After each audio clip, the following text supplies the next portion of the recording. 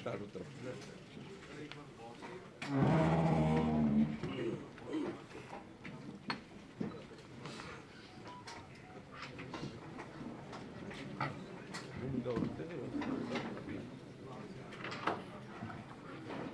आज की इस अति विशिष्ट प्रेस वार्ता में मैं माननीय मुख्यमंत्री महोदय एवं गीता मनीषी स्वामी ज्ञानानंद जी का हार्दिक स्वागत करता हूं, अभिनंदन करता हूं।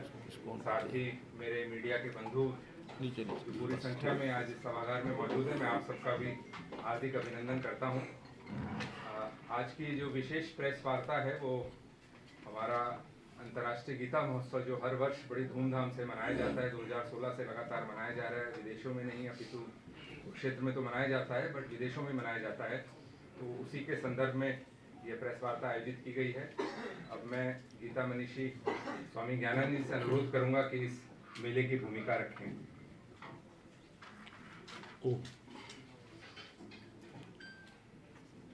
अभी मार्गशीर्ष महीना प्रारंभ हो चुका है अपनी भारतीय सनातन संस्कृति का, और ये मार्गशीर्ष महीना वो है जिसको एक तो भगवान कृष्ण ने गीता में अपनी विभूतियों में स्थान दिया है कि मासा नाम मार्गशीर्षो हम, महीनों में मार्गशीर्ष मेरा ही रूप। इसी महीने के शुक्ल पक्ष की एकादशी तिथि जो आती है, जो इस वर्ष 23 दिसंबर को है, ये तिथि गीता जयंती के रूप में निश्चित है। वह तिथि जब भगवान कृष्ण ने आज से 5160 वर्ष पूर्व कुरुक्षेत्र की धर्मधरा पर अर्जुन के निमित्त से समूची मानवता के लिए गीता का उपदेश दिया था। ये सत्य है कि गीता हिंदुओं का आस्था ग्रंथ है, लेकिन ये भी उससे अधिक सत्य है कि गीता केवल हिंदुओं के लिए नहीं है, प्राणी मात्र के हित चिंतन का ग्रंथ है गीता। भारत का गौरव ग्रंथ है गीता, लेकिन केवल भारत के लिए नहीं, समूचे विश्व के लिए है। क्योंकि जो समस्याएं तब युद्ध के वातावरण में, अशांति के वातावरण में से निकला शांति का गीत, सद्भावना का उद्घोष, और आज पूरे विश्व में कई तनाव, दबाव, बढ़ती अशांति, दुर्भावनाएं, तो उसमें लगता है कि गीता की प्रासंगिकता कहीं कहीं अधिक आज अनुभव की जा रही है।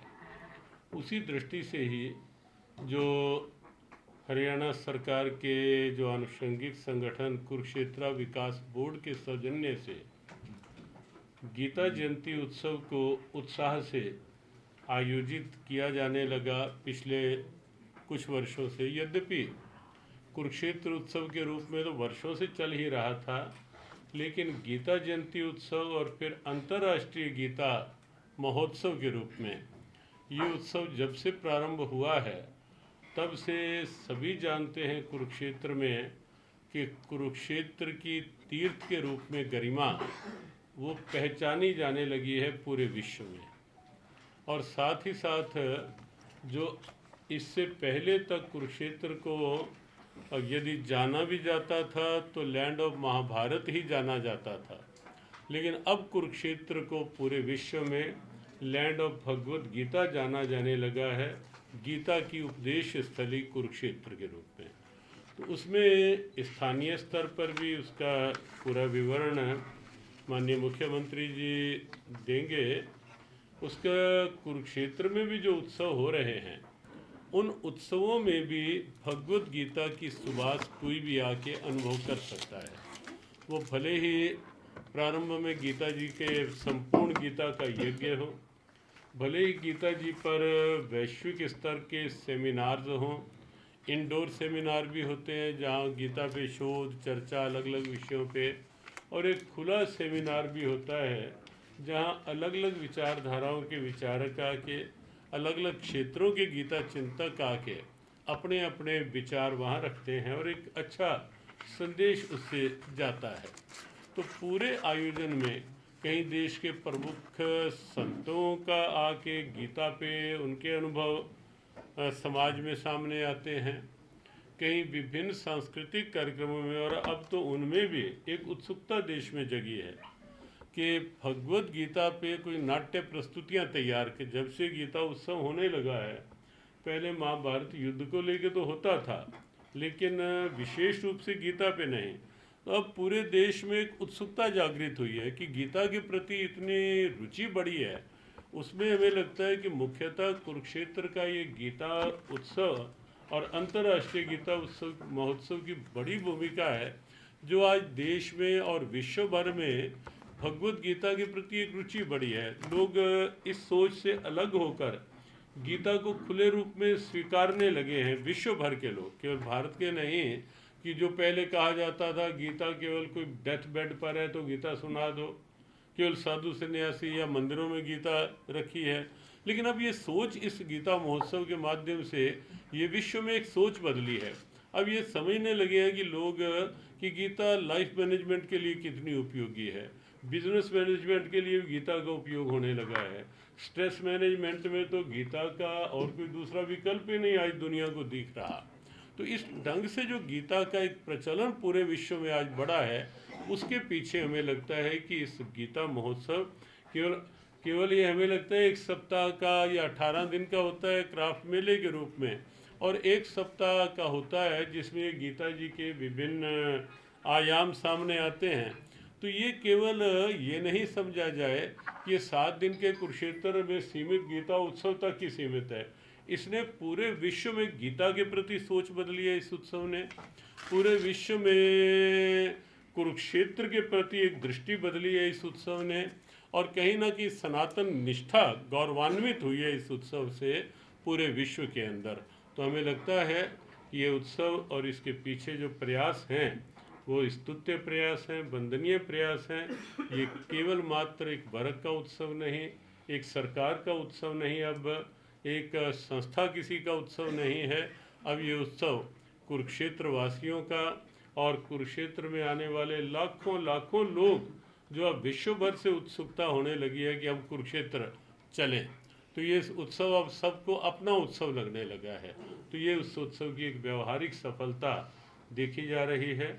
आगे जैसे जैसे उत्सव के जो जो स्वरूप है इस बार के, उसकी चर्चा भी आप सुनेंगे और बाद में जैसा होगा उसको आगे बढ़ाएं।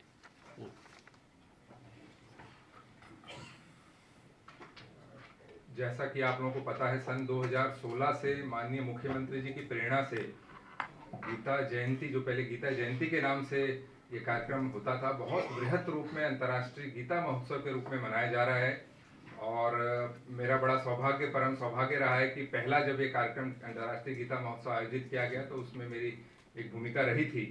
तो और सबसे ज़्यादा भूमिका माननीय मुख्यमंत्री जी की रहती है। छोटी से छोटी चीज़, उसकी डिटेल खुद वो बड़ा रुचि लेकर उसकी तय करते हैं। तो मैं माननीय मुख्यमंत्री जी से अनुरोध करूंगा कि जो आगामी इस बार का जो 8वां संस्करण है अंतर्राष्ट्रीय गीता महोत्सव का, उस बारे में हमें विस्तृत जानकारी दें। मित्रों, जैसा स्वामी जी ने भूमिका में सब बातें बताई हैं कि किस प्रकार से एक गीता महोत्सव को 2016 में हमने बनाया। उससे पहले ये गीता महोत्सव के बजाय गीता उत्सव के रूप में एक छोटे लेवल पर ही कुछ सालों से मनाया जाता था। वास्तव में तो सन 2014 में जब प्रधानमंत्री जी कुरुक्षेत्र स्वयं आए थे, उस समय उन्होंने एक इस प्रकार का अपना वक्तव्य दिया था कि कुरुक्षेत्र में हमें कुरुक्षेत्र को गीता स्थली के रूप में इसकी मान्यता दिलाने के लिए अतिरिक्त प्रयत्न करने होंगे।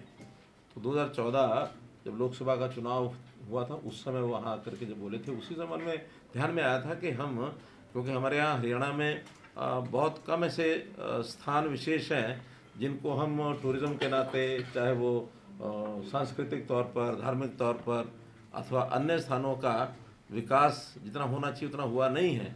तो कम से कम अपनी सांस्कृतिक राजधानी इस नाते से कुरुक्षेत्र को डेवलप कर सकते हैं, क्योंकि गीता का एक जैसा एक विषय सारे देश और दुनिया में, जैसी हमारी संस्कृति, हमारा इतिहास उसको बताता है, तो मान्यता बहुत अच्छी है और कोई चीज़ नेगेटिव नहीं है।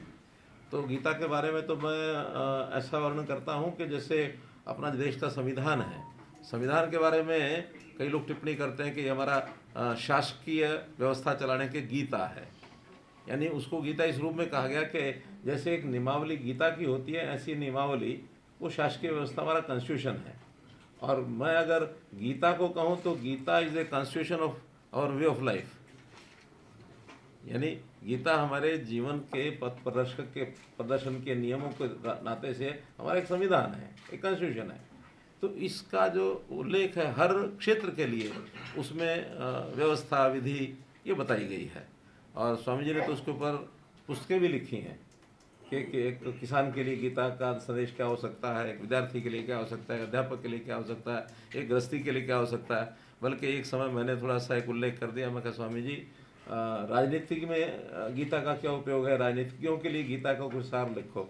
और मुझे खुशी है कि अगले ही साल में स्वामी जी ने एक पुस्तक लिख दी, राजनीतिज्ञों के लिए गीता का सार। वास्तव में बहुत एक मार्गदर्शक हर व्यक्ति के लिए है। तो इसके महोत्सव के माध्यम से देश और दुनिया में फैलें। जैसा बताया कि 2016 में हमने पहले वर्ष इसका बड़ा स्वरूप किया था, और करते करते इस बार 8वां ये उत्सव है। और इस बीच में 2019 में हमें पता है मॉरिशियस में, क्योंकि पहले तो विदेश के लोग आते थे, बाद में विदेश के लोगों ने हमें यानी आमंत्रित करना शुरू कर दिया कि आप हमारे यहाँ आइए और आयोजन करिए।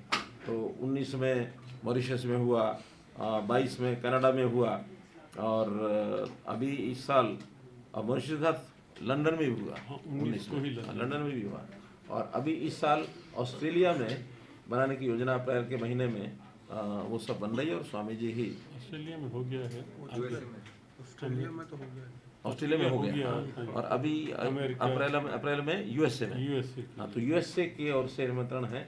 उस नाते से अब जहाँ जहाँ भारतीय मूल के लोग हैं वहाँ से निमंत्रण खूब आ रहे हैं। श्रीलंका की ओर से बड़ा अच्छा निमंत्रण है, श्रीलंका की ओर से। तो ऐसे बाकी देशों से भी धीरे धीरे करके जैसे आगे बढ़ेंगे, तो उस नाते से ज़रूर ये विश्वव्यापी एक संदेश गीता का ये बनने जा रहा है। तो इस बार जो 8वां उत्सव ये होगा, इस समय महोत्सव, और 7 तारीख से इसकी शुरुआत होगी। जैसे पहले एक सरस मेला लगता है, जिसमें आर्ट्स एंड क्राफ्ट्स के नाते, शिल्प और सरस नाते से बहुत से कलाकार अपने अपने प्रोडक्ट्स को, कृतियों को लेकर के वहाँ आते हैं। तो उनको वहाँ स्थान भी हैं, दुकानें हैं, वो सब दी जाती हैं। उसका एक सिस्टम है, 700-800 के लगभग वहाँ दुकानें हैं, उस पर वो आते हैं। लोग उसमें आना जाना शुरू करते हैं, बहुत से अपने उपयोग की चीज़ों को खरीदना भी शुरू करते हैं। कुछ सांस्कृतिक दृष्टि से कुछ अलग अलग प्रदेशों की उसमें जब चीज़ें आती तो हमारा उनका एक कल्चरल संबंध भी बनता है, जुड़ता है। तो वो अभी 7 तारीख से शुरू हो रहा है, 2 दिन के बाद, और 24 तारीख तक कुल मिलाकर के सारी चीज़ें चलेंगी। मुख्य जो ये उत्सव है 17 तारीख से शुरू होगा। 17 से लेकर के 24 तक वो जो 8 दिन हैं, उसमें बड़े कार्यक्रम सभी होने वाले हैं। हर वर्ष हम उसमें कोई एक पार्टनर स्टेट, एक राज्य को अपना सहयोगी राज्य बनाते हैं। तो इस बार असम जो है वो हमारा सहयोगी राज्य है। असम के मुख्यमंत्री से मेरी बात हुई थी, उन्होंने कहा कि ठीक है, हमारी टीम भी वहाँ आएगी, व्यवस्थाएं करेंगे, और वो स्वयं भी किसी एक दिन वो ज़रूर आने वाले हैं, उनका कार्यक्रम तय होगा। तो उनका अपना पेविलियन भी होगा, उनके वहाँ के शिल्प, वहाँ का खान पान, वहाँ का रहन सहन, उस नाते से असम का इस बार प्रभाव वहाँ निश्चित रूप से दिखेगा।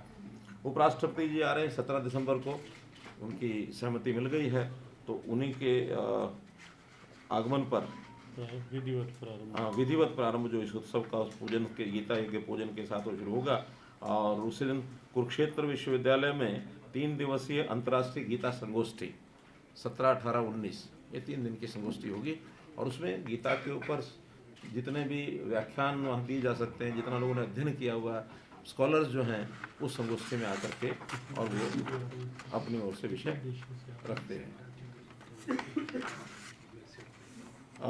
हरियाणा का जो अलग से एक पैविलियन बनता है हर बार, इस बार भी उभरेगा।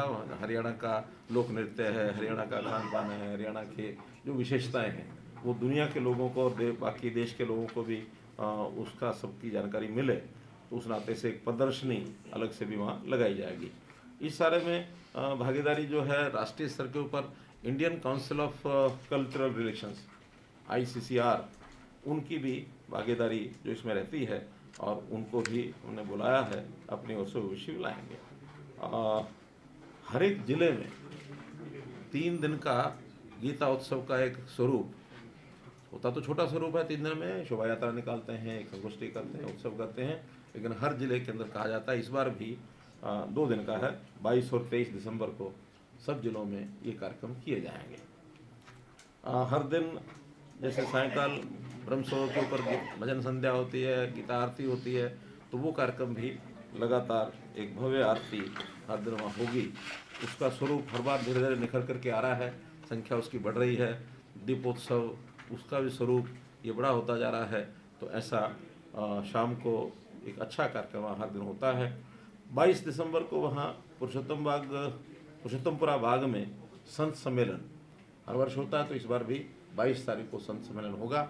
जितने देश भर के संत हैं, विदेशों से भी कुछ लोग आते हैं, उनका एक सम्मेलन वहाँ रहता है, स्कॉलर्स भी आते हैं। और संतों की भूमिका समाज में क्या हो, समाज के सुधार के लिए, समाज में जो फैलती कुरीतियाँ हैं, बुराइयाँ हैं, उनको दूर करने के लिए, जैसे हमने इस बार संतों से निवेदन किया था, पीछे 5 मई को स्वामी जी इसमें आए थे, बाकी लोग भी, हमने हरियाणा में विशेष तौर पर नशा मुक्ति के लिए आह्वान किया था। और मुझे बड़ी खुशी है, संतों ने सब ने कोई ना कोई किसी न किसी रूप में इन कार्यक्रमों को अडॉप्ट किया है कि हरियाणा में नशा कैसे रोक सकें हम। ये खास करके जो मादक पदार्थों का सेवन, ड्रग्स, इसका एक बहुत बड़ा प्रचलन ऐसा होता जा रहा है। इसको रोकने के लिए भी मैं आशा करता हूँ, मुझे पता तो नहीं है कि संत सम्मेलन विषय क्या क्या रखे हैं, लेकिन एक विषय ज़रूर वहाँ उस दिन रखा जाए, ऐसा मेरा स्वामी जी से निवेदन है। इस जो हमारा कुरुक्षेत्र है, इसका जितने भी महाभारत के समय के स्थान हैं, 48 कोस में ये स्थान फैले हुए हैं। अभी तक 134 स्थानों की एक सूची थी, लेकिन 2 साल पहले और नए स्थानों की खोज भी हुई। इतिहास में, साहित्य में बहुत चीज़ें लिखी हुई, 30 नए स्थान जोड़ करके अब वो स्थान 164 हो गए हैं। तो ऐसे 164 स्थानों पर भी वहाँ ग्रामीण क्षेत्रों में समितियाँ बनी हैं। हर जगह पर सरोवर है, हर जगह पर मंदिर है, हर जगह पर विकास की चीज़ें चल रही हैं। KDB के माध्यम से बजट कुछ जो इनको देते हैं, ये भी जहाँ आवश्यकता होती है वहाँ निर्माण कार्य कराते हैं। तो उस दिन उन सब 164 स्थानों की जो समितियाँ हैं, उनको भी बुला करके और एक सम्मेलन जो है उनका 23 दिसंबर को ये कुरुक्षेत्र विश्वविद्यालय में उनके समितियों के जो प्रतिनिधि आएंगे। और विशेष बात यह है कि उनको कहा गया कि अपने अपने तीर्थ की मिट्टी और जल वो लेकर आएँ। बाद में ऐसा भी विचार है कि उस मिट्टी और जल से भगवान श्री कृष्ण जी की एक बड़ी प्रतिमा ये बनाई जाए और कुरुक्षेत्र में ही स्थापित की जाए। तो इस प्रकार का एक आह्वान उनको ये किया है। 23 को ही दोपहर के समय, जैसा हर वर्ष करते हैं, इस बार भी 18,000 बच्चे सामूहिक सांघिक गीता श्लोक उसका उच्चारण करेंगे। और उसमें अब हाँ स्थानीय तौर पर तो होंगे ही, ऑनलाइन जुड़ा हुआ होगा कार्यक्रम, बाहर के लोग भी उसमें साथ जुड़ करके उसी समय वो या तो उसके दर्शन कर सकते हैं, देख सकते हैं, सांघिक बोलना हो तो बुलवा भी सकते हैं। लेकिन स्थानीय तौर पर वहाँ मैदान में जो थीम पार्क है कुरुक्षेत्र का, 18,000 बच्चे सांघिक गीता का श्लोक, गीता पाठ ये सब करेंगे। सायकाल के समय क्योंकि वास्तव में गीता जयंती 23 की ही है, 23 दिसंबर को गीता जयंती है, लेकिन एक नया इस बार एक परंपरा शुरू की है कि जिस सप्ताह में गीता जयंती होगी, कार्यक्रम उस सप्ताह के रविवार तक चलेंगे।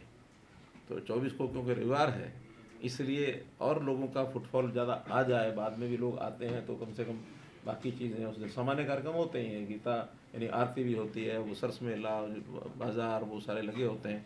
और उस दिन भी हमें उम्मीद है कि संडे रविवार होने के कारण से लोग काफ़ी आएंगे। तो विधिवत तो गीता जयंती का दिन है 23 दिसंबर, लेकिन समापन इसका होगा 24 दिसंबर को। तो 23 दिसंबर को ब्रह्मसौर के ऊपर दीपोत्सव होगा और उस दीपोत्सव में भी प्रदर्शनियाँ भी वहाँ होंगी और बड़े मात्रा में दीप जलाए जाएँ। तो उसकी संख्या तो कोई निश्चित किएगा नहीं, ये कोई अभी नहीं। क्या KDB ने कुछ किया? 1 लाख के करीब दीप जो वहाँ जलाए जाए। अलग अलग संस्थाओं को कहा जाता है, उनको घाट और उनका एरिया बांट दिया जाता है कि वो अपने एरिया में आकर के कोई 1,000, कोई 2,000, कोई 3,000 जितने दीपक वहाँ जलाना चाहें वो ला के अपने अनुयायियों को लाते हैं, या कुछ विद्यालय कॉलेज वो भी होते हैं, बड़े बच्चों को लाते शाम को।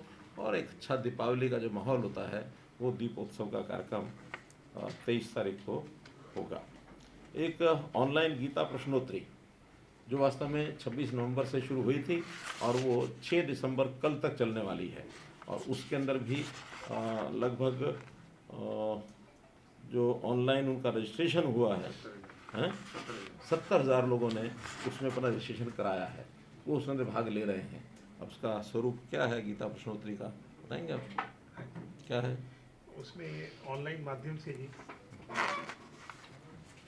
स्टूडेंट्स के लिए और वयस्कों के लिए अलग अलग प्राइज़ रखे गए हैं, जिसमें 5-5 प्राइज़ दोनों के लिए रहते हैं, और पार्टनर स्टेट आसाम के लिए इसी तरह से दोनों के लिए अलग अलग और हैं। तो ऐसे 20 प्राइज़ जो है वो प्रतिदिन हम देते हैं। प्रतिदिन? हाँ। बहुत अच्छी बात है कि 26 से लेकर 3 तारीख तक जो गीता के श्लोक का भाग उसमें लेते हैं ऑनलाइन, तो उसको उनको साथ में ही डिक्लेयर करके क्लियर कर देते हैं कि वो फिर बाद में उनको प्राइज बाद में भेजते हैं पा देते हैं। ठीक है। इसी प्रकार इस बार एक गीता मैराथन ये भी कराई गई कुरुक्षेत्र के अंदर 3 तारीख को, उसका क्या परिणाम रहा है? उसमें बच्चे पार्टिसिपेट किए जी, 1000 टोटल पार्टिसिपेंट्स थे। तो उसमें 5-5 प्राइज उनके 31,000, 21,000 और 11,000, और 11,1100 के 4 पुरस्कार। तो ऐसे महिला और पुरुष दोनों के अलग अलग 7-7 पुरस्कार। मैराथन में कराया क्यों? दौड़, मैराथन दौड़ मैराथन दौड़ 5 किलोमीटर का लेडीज के लिए और 10 किलोमीटर। नहीं, वो तो पार्टिसिपेंट्स को बढ़ाने के लिए होता नाम है गीता मैराथन। 5 उत्सव के नाम पे मोबिलाइजेशन होती है। जैसे आखिर हम प्रदर्शनियाँ भी लगाते हैं उसमें। नहीं, 5 किलोमीटर महिलाओं के लिए, 10 किलोमीटर पुरुषों के लिए, और एक अब जैसे हर चीज़ का एक थीम होता है। हमने मैराथन कराई नशा मुक्ति के लिए भी कराई, हमने बेटी बचाओ बेटी पढ़ाओ के नाते एक पिंकाथन भी कराई थी, तो ऐसे ही सेफ ड्राइव ऑन रोड ये कराई थी। साइक्लोथॉन कराया हमने 1 सितंबर से 25 सितंबर तक नशा मुक्ति के विरोध, यानी उसमें नशा मुक्ति के फेवर में। तो इस प्रकार के अलग अलग जो ये कार्यक्रम होते हैं, कई बार उसका एक थीम होता है। तो गीता महोत्सव एक थीम दे करके, और गीता मैराथन तो 10 किलोमीटर पुरुषों के लिए, 5 किलोमीटर महिलाओं के लिए, और उसमें प्राइज रखे, लोग खुशी से भाग लेते हैं। वास्तव में तो ये कार्यक्रम एक रिक्रिएशनल होते हैं, इनका कोई डायरेक्ट विषय के साथ वैसा जुड़ाव नहीं होता, लेकिन लोग आते हैं, अपने जो रेगुलर दौड़ने वाले होते हैं वो भी आते हैं, ज़्यादातर तो वही आते हैं जो प्रातःकाल सवेरे सवेरे बिना मैराथन के भी दौड़ लगाते हैं। ऐसे बहुत होते हैं शहरों में। कुछ लोगों का ये होता है कि दौड़ लगाएंगे, कल को शारीरिक परीक्षा होगी, हमारी आर्मी में जाना है, पुलिस में जाना, तो उसे लाभ मिलेगा। तो सबके अपने अपने हेतु होते हैं, इसलिए एक दौड़ का आयोजन किया। पिछले साल से ये तय किया था, और इस बार उसका अच्छा हमको लाभ मिल रहा है। अलग अलग संस्थाओं को कहा कि वो अपने प्रदर्शनियाँ लगाएं, अपने स्टॉल लगाएं, और वहाँ पर उनके संत महात्मा आकर के 3 दिन, 5 दिन, 7 दिन जितना रुकना चाहें वो रुकें। उनकी व्यवस्था हम करेंगे, उनको स्थान देंगे, और जो उनकी बिजली है या बाकी है व्यवस्था सारी करेंगे। लेकिन वो अपने अनुयायियों को आकर के, जैसे हम कुंभ में देखते हैं, सब संत महात्मा अपने अपने स्थान पर लगाते हैं, तंबू लगा लिया, उनके अनुयायी आए बैठे। तो ऐसा उसमें जैसे खास करके संत कबीर, संत रविदास, महर्षि वाल्मीकि, दिव्य ज्योति, चिन्मया मिशन, इस्कॉन, 48 कोस कुरुक्षेत्र की अपनी एक संस्था भी बनी है। तो ऐसे सब संस्थाएं इन्होंने हमसे स्थान मांगा है, और वो आकर के अपना अपना प्रदर्शनियाँ लगाएंगे, उनका आयोजन करेंगे। गीता पुस्तक मेला, इसका भी एक आयोजन किया गया है, जिसमें 25 से अधिक संस्थाएं हैं जो प्रकाशक हैं। वो गीता को अलग अलग प्रकार से जैसे भी टिप्पणी लिखते हैं, उसमें उसका सार लिखते हैं, अपने अपने प्रकार से वो उसमें पुस्तकों को वहाँ पर प्रदर्शन वो करते हैं। वहाँ पर बच्चों के लिए, महिलाओं के लिए, या जो लोग फन फेयर में भाग लेते हैं, स्पोर्ट्स में, एरो स्पोर्ट्स, जैसे इस बार वो आया ना कि हमने पैसा उनसे लिया है, बैलून वो तो पिंजौर गार्डन नहीं, एक वहाँ भी कह रहे ना कि ठेका उठाया इस चीज़ का, झूलों का है। हाँ, तो झूले भी अपने आप में वो भी फन फेयर ही है। तो ऐसे फन फेयर मेलों में ये सामान्य चलते हैं, आज से नहीं चलते, प्राचीन समय से। जब छोटे होते थे तो दशहरा मैदान, दशहरे का जो मेला लगता था, उसमें वो बैठ करके वो झूला झूलते थे, गोल चलते थे। तो ऐसे सब फन फेयर, इसका भी एक वहाँ व्यवस्था, पैराग्लाइडिंग, इसकी व्यवस्था। अभी जो हॉट एयर बैलून की व्यवस्था तो केवल पिंजौर में की है। अब वो थोड़ा सा कॉस्टली है, इस नाते से इन मेलों में शायद उस प्रकार की नहीं उसका रिस्पांस मिलेगा। लेकिन जो सामान्य झूले होते हैं, वो झूले झुलाने वाले और वहाँ हॉट पर एयर बैलून का भी सब किया है इस पर, कहाँ यहीं कुरुक्षेत्र। आया है कोई? हाँ जी। चलिए अच्छी बात है। वहाँ पर जो कलाकार हैं, रंगोली है, क्ले मॉडलिंग है, सांजी है, पॉट डेकोरेशन है, फैंसी ड्रेस है, झांकी, पोस्टर, पेंटिंग, इस प्रकार के भी जो कलाकारों के लिए एक व्यवस्था की गई कि वो अपनी कला के माध्यम से भी उसमें भाग लें। तो कुल मिलाकर आयोजन को धीरे धीरे और विस्तार दे रहे हैं, ताकि एक तो जितना ज़्यादा विस्तार देंगे, जितना जो ज़्यादा लोग आएंगे, पर्यटक आएंगे, उतना अपना छोटा मोटा बिजनेस व्यापार करने वाले लोग भी आते हैं। वो आते हैं तो कंट्रीब्यूशन उनका भी होता ही है, कई चीज़ों का हम ऑप्शन करते हैं। और धीरे धीरे अब ये मेला आत्मनिर्भर यानी आर्थिक दृष्टि से, अपने खर्चे की दृष्टि से सेल्फ फाइनेंसिंग इसकी हो रही है। और ये पहला वर्ष ऐसा है कि जो अनुमान खर्चे का लगाया है उतना इसमें रेवेन्यू इनकम भी आने वाली है, ब्रेक इवन होगा। शायद केडीबी को इस बार कोई सहयोग ग्रांट आदि न देनी पड़े, वैसे हर वर्ष देते हैं, पहले वर्ष तो कितना खर्चे है अनुमानित? 3-4 करोड़ कितना, हाँ जी, करीबन इतना ही। हाँ पिछले बार 3.25 करोड़ था, इस बार 4 तक। हाँ 3.5-4, वो तो डिपेंड करता है कितनी व्यवस्थाएं खड़ी होती हैं, ये सब बाद में लगता है। लेकिन इनके पास जैसा अब रेवेन्यू आया है, चाहे वो स्टॉल्स के पैसे आए हैं, चाहे जो फन फेयर का आया है, चाहे पार्किंग का भी ठेका उठाया है, तो अब जैसे जैसे उनको इनकम होती है उस हिसाब से अगली बार ज़्यादा आते हैं वो। तो इस बार जो आया उनका ठेका बढ़ कर के आया है, तो हमें लगता है कि इस बार शायद अपने पैरों पर ये मेला खड़ा हो जाए। और मेले वास्तव में चलते भी तभी हैं लंबे जब अपने खर्चे को अपने आप निकालें। सरकार के प्रारंभ में शुरू करने में तो किया जा सकता है, आपको ध्यान है कि नहीं ध्यान है, मुझे ध्यान में जब पहले 2 साल हमने शुरू किया तो विपक्ष के लोगों ने बहुत शोर मचाया, बताया 100 करोड़, लेकिन हाँ कुल मिला के हमारा 10-12 करोड़ रुपए का खर्चा उस पहले साल में हो गया था। अच्छा, उस साल पहला ईयर था, खर्च थोड़ा ज़्यादा ही हुआ, हमें भी पता है, बाद में हमें अनुभव हो गया कि किस चीज़ का खर्चा करना, किसका नहीं करना है, किसका कम किया जा सकता है। तो कम करते करते वो 3-4 करोड़ तक की खर्चा आ गया है। पिछली बार उसमें 1-1.25 करोड़ हमको डालना पड़ा था। इस बार मुझे लगता है कि केडीबी को उसमें कोई भी खर्च नहीं करना पड़ेगा, और हो सकता है कि धीरे धीरे इसमें से कुछ पैसा बचना शुरू हो जाए। और जैसे शीतला माता मंदिर, मनसा देवी मंदिर, वहाँ का पैसा उनके पास बचता है तो वो सामाजिक काम करते हैं। तो मेला अथॉरिटी के सामाजिक कामों में कुरुक्षेत्र के डेवलपमेंट में पैसा लगा सकते हैं। आज तो कुरुक्षेत्र डेवलपमेंट बोर्ड वो सहायता करता है, हो सकता है मेला अथॉरिटी कल को कुरुक्षेत्र डेवलपमेंट बोर्ड को ही कुछ योगदान करे तो वो अपना विकास का काम कर सकते हैं। इसी के साथ एक चीज़ जो और बतानी है, वो मैंने स्वामी जी से बातचीत की है, वर्षों से बात तो वो चल रही है लेकिन वो फाइनल भी नहीं हो पाया था, कागजों में ही है, लेकिन इस बार उसको फाइनल करेंगे। एक इंडिपेंडेंट मेला अथॉरिटी ये बनेगी, जैसे हमारे तक कुंभ के मेले होते हैं, ऐसे वहाँ इंडिपेंडेंट अथॉरिटी होती है। सरकार केवल व्यवस्था में एक मेला अधिकारी बना देते हैं, जहाँ जो सरकारी सेवाएं हैं उनमें कोई व्यवधान ना आए। जैसे म्यूनसिपैलिटी की व्यवस्थाएं हैं, जैसे पार्किंग के लिए जगह चाहिए, जैसे स्वास्थ्य की दृष्टि से कोई फोगिंग करनी है, या सेफ्टी की दृष्टि से कोई हमें डिप्यूट करना है, पुलिस को लगाना है, ट्रैफिक पुलिस को लगाना है, वो सारे काम सरकारी हैं, वो मेरा अधिकारी करते हैं। और जो जगह उपलब्ध करानी वो भी हम कराते हैं। कहीं योगदान करने की बात जितनी आती है वो हम करते हैं, लेकिन अथॉरिटी प्लानिंग अपने आप बनाए, अपने आप ही उसके सारे सिस्टम खड़े करे, जितना कम से कम हो उतना सरकार के ऊपर डिपेंडेंसी हो। और वही मेला अथॉरिटी बाकी ज़िलों में भी अपने अपने ज़िलों के अंदर कोई स्वरूप खड़ा करके वहाँ कैसे हम कर सकते हैं, क्योंकि अपने आप में काम बड़ा है। अभी इस बड़े काम में मेले के साथ जुड़े हुए लोग और सरकार के साथ जुड़े हुए लोग मिलकर करते हैं। धीरे धीरे मेला अथॉरिटी इंडिपेंडेंटली सारे काम करे, और ख़ास करके उसमें एक विदेश में भी आयोजन बढ़ें, उसके आयोजन करने के लिए भी एक विंग उसमें मेला अथॉरिटी बनाएगी अपना, ताकि विदेशों में भी जा करके कार्यक्रम करने में वो सारी भूमिका निभा सकें।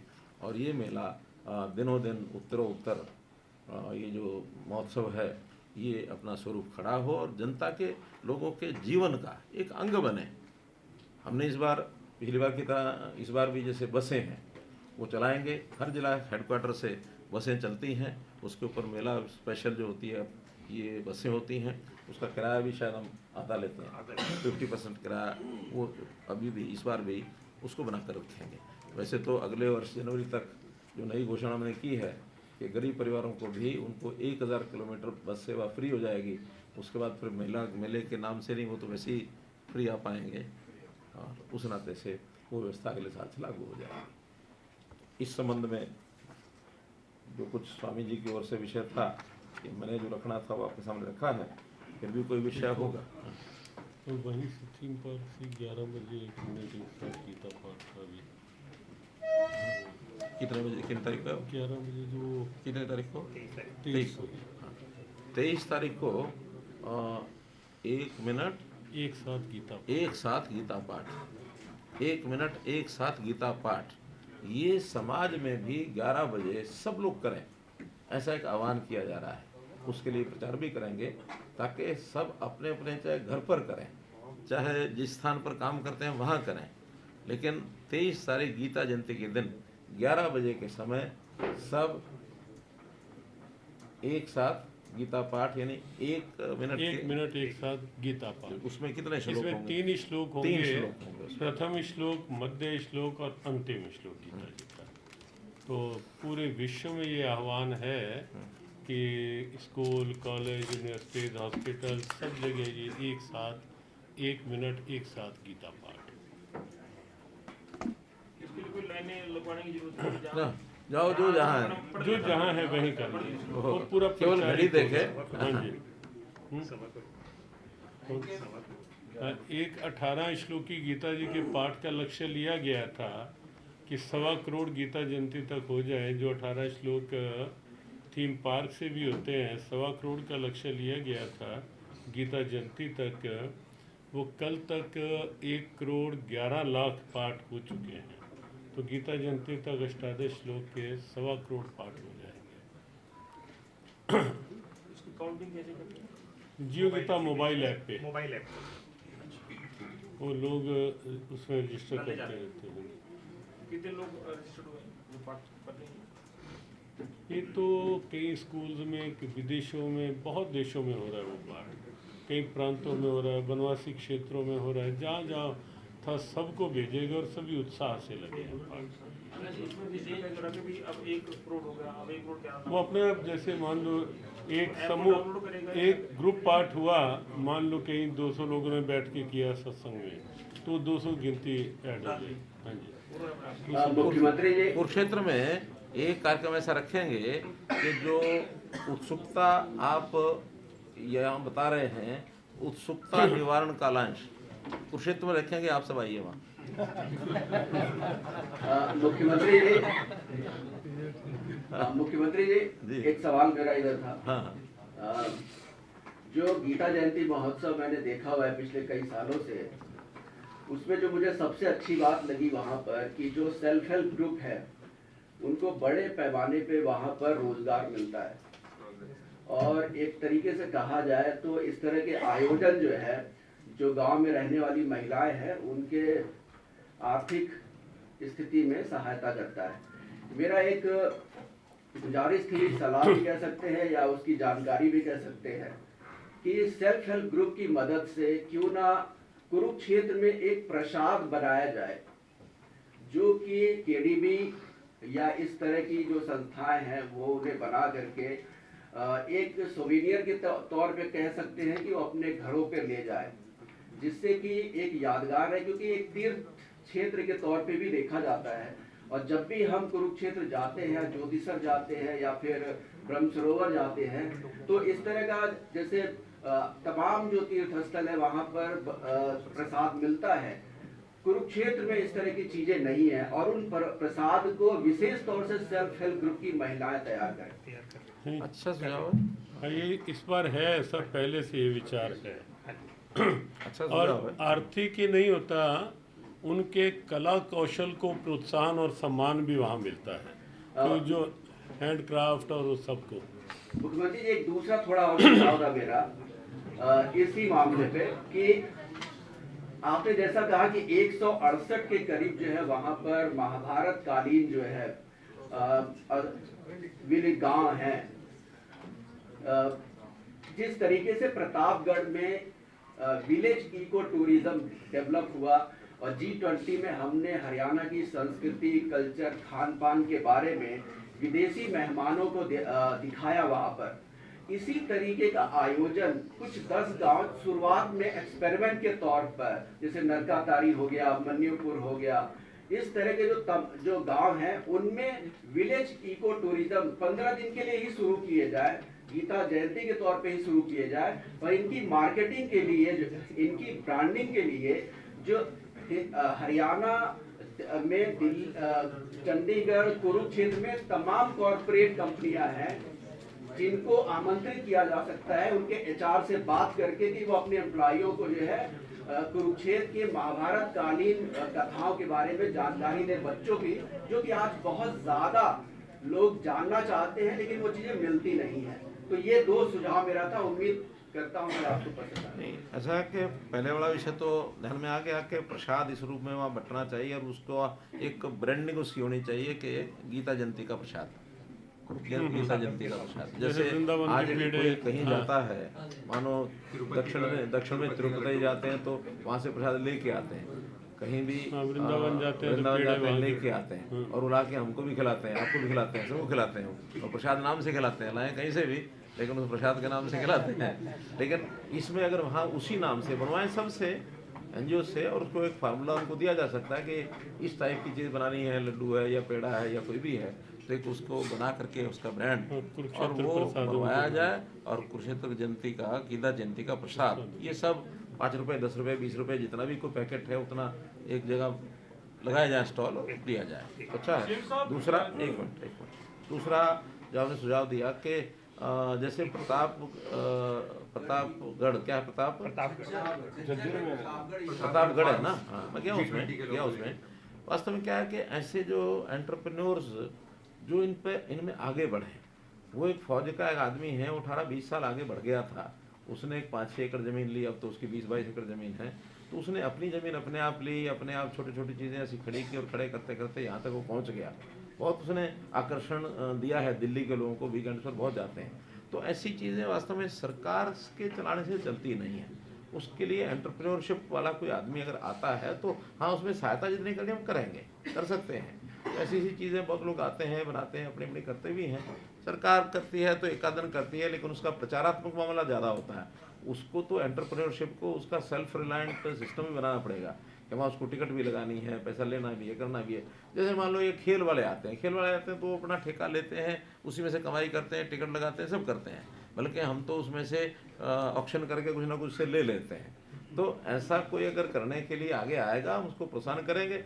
अभी तो वहाँ के जो मंदिर वो हैं, सरोवर हैं, उन सरोवरों का स्थान उसको विकास किया जाए, वहाँ कोई शेड बनाया जाए, वहाँ कोई घाट बनाए जाए, ये हम कर रहे हैं। और मेरा ख्याल तो हर साल 15-20 करोड़ रुपया खर्च हो जाता होगा हमारा उनसे 164 स्थानों पर।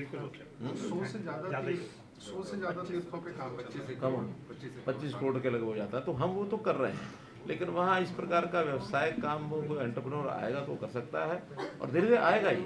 Village eco tourism, village tourism, home stay tourism, ये बढ़ रहा है।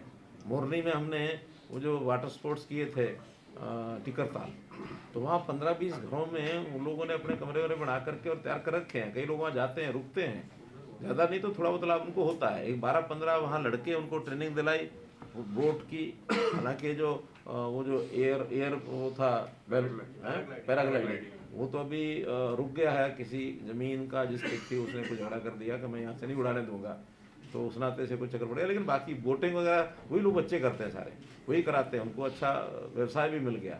तो इस पर हम आगे बढ़ रहे हैं, वो सब जो है उसमें आएंगे। ये जो अथॉरिटी गठित कर रहे हैं आप, इसमें कितने मेंबर होंगे, क्या सिस्टम? इसका एक बनाएंगे, उसका जो एम वगैरह ये सारा जो डॉक्यूमेंट उसका बनेगा, बाकी जिन लोग बनाए हुए उसका ले करके तैयार करेंगे। कोई उसमें तो ये है कि उतने ही लोग होने चाहिए जो ठीक से मैनेजेबल हो।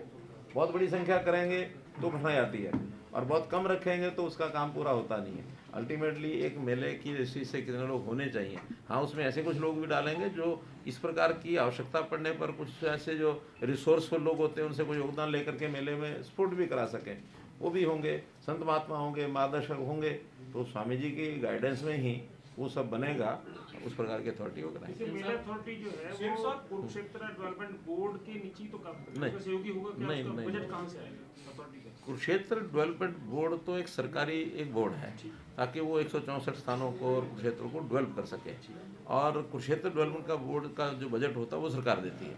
अथॉरिटी इंडिपेंडेंट होगी, उसको देना होगा तो ग्रांट हम देंगे, लेकिन उसका बजट नहीं होगा कि इतना बजट हमने उस अथॉरिटी के लिए रखा है। ग्रांट की तो ग्रांट हम जैसे बाकी संस्थाएं होती हैं, इंडिपेंडेंट प्राइवेट संस्थाएं, वो जितना ग्रांट मांगती हैं उसके हिसाब से हमारा तय होता है, उनको ग्रांट देते हैं। अब वो ग्रांट देने का मेला आयोजित करने के लिए उसको पैसा तो चाहिए ना, जो 4 करोड़ बताया ना, जैसे इस बार भी तो आ ही गया ना, इस बार सेल्फ रिलायंट हो रहा है, जैसे बताया ठेके हो गए। सारा काम अथॉरिटी का ही होगा। हाँ, अथॉरिटी के पास आएगा। अथॉरिटी के पास आएगा, सरकार नहीं, हाँ सरकार नहीं करेगी। हाँ, पीछे पूछ रहे हो। सीएम साहब, एक सवाल है कि बीजेपी का शानदार प्रदर्शन रहा है 3 स्टेट्स के अंदर विधानसभा चुनावों में। सबको भाई 3 स्टेट्स में जीत होने पर सबको बधाई, सबको बहुत बहुत शुभकामना। सवाल है सर कि क्या बीजेपी चाहता, आप हरियाणा में चाहते, क्योंकि काफी महत्वपूर्ण चुनाव आने वाला है लोकसभा का, कि हरियाणा में जो चुनाव है वो भी जो है। मेरा निवेदन क्या है, मेरा निवेदन ये है, बहुत जल्दी 1-2 दिन बाद फिर बैठ जाएंगे, लेकिन आज जिस माहौल में जिस चीज़ पर हम चर्चा कर रहे हैं वहाँ तक सीमित रहेगी, ज़्यादा अच्छा है, नहीं तो फिर आपकी हेडलाइन कहीं और चली जाएगी। विदेश में तो हमने बिल्कुल कवरेज हो गई है, सभी ने कर दिया है, लेकिन इंडिया अलायंस की मीटिंग जो कल होनी थी उसे स्थगित कर दिया गया है। तो आप क्या मानते हैं कि बीजेपी का जो अभी जो प्रदर्शन रहा अच्छा, है उसका कोई कनेक्शन है? अच्छा और है, इंडिया अलायंस का क्या फ्यूचर अच्छा है, किसी इंडिया अलायंस के स्पोक्स पर्सन से पूछेंगे, वो बताएगा।